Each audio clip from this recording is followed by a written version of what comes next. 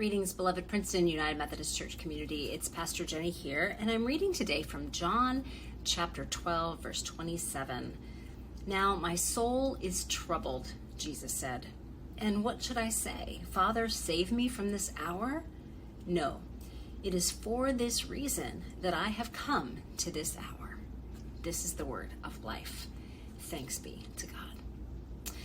So we are talking about living against the grain as people who follow Jesus, the way of Jesus, the person, the being of Jesus, into the kingdom of God, into this different kind of community that Jesus inaugurates in his earthly ministry here.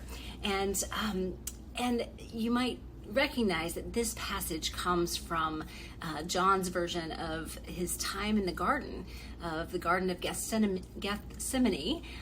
The Last Supper has happened, the foot washing has happened. He is about to be arrested. The betrayal is happening right in this moment, and Jesus is about to be arrested. And as we think about living against the grain, part of what we are meant to do as followers of Jesus is to be people of hope, even in a world and circumstances that might be full of despair, full of challenge, full of worry, stress, trouble. And I think hope feels really elusive. It's hard to hold it in our hands. It can feel like sand just sifting through our fingers when we try to pick it up. It's hard to discern the shape of hope or the color or the texture of hope. It's hard to hold on to it, isn't it? And hope, even more than that, is something that shows up for us in very different sorts of places. So when we look to this line in John, and we're going to read a fuller account of the Garden of Gethsemane from the Gospel of Mark as well on Sunday. This is not the kind of place that we would automatically look to for hope. It seems pretty hopeless, doesn't it? Disciples are falling asleep. They're having trouble understanding what's going on. They can't keep up with where Jesus is. Jesus is sweating blood in some accounts. There's great agony that Jesus is finding in this moment. And yet our hope is in this moment, right? Our hope is in this moment where Jesus doesn't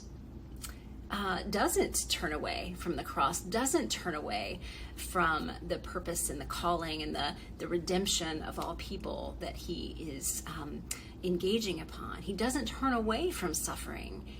He moves toward it. He understands there's something bigger going on, and our hope is in this, is in the work of Jesus in this and so many other moments. But this is such a pivotal one where I think so many of us would look at this and go, oh, it's hopeless. It's hopeless. That's what the disciples were doing.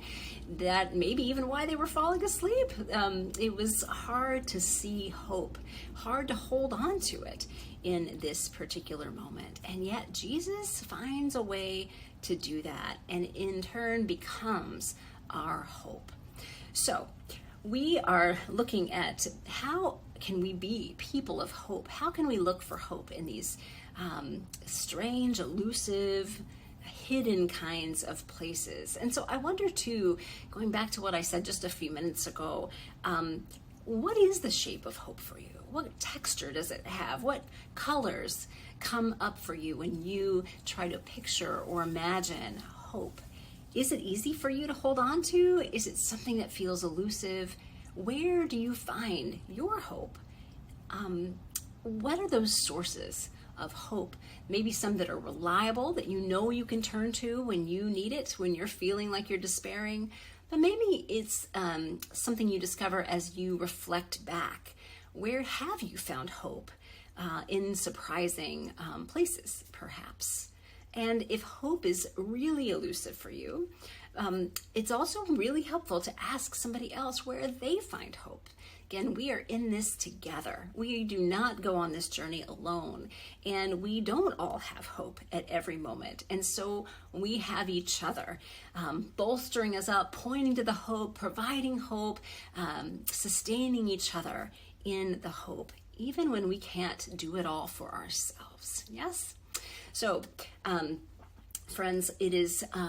there's lots going on in our church, right? Fall kickoff has happened. Lots of fall programming has begun. Signups are still happening for our new and ongoing discipleship groups, growth groups that'll be meeting weekly together for the course of the program year.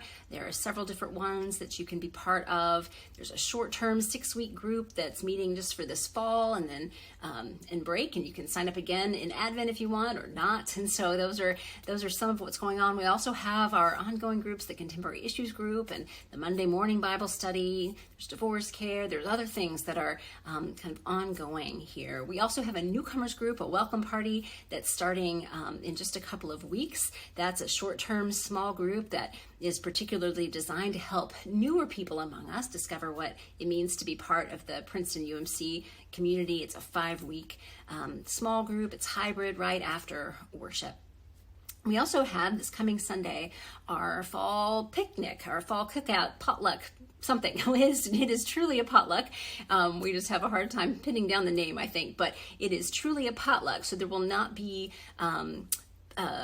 main dishes provided already. So if you want to bring a main dish to share, do that. If you want to bring a salad or a side dish or a dessert to bring, that, do that too. Drinks, any of these things. We're just going to pool what we bring together and share. So come and enjoy. It's at Mercer County Park West.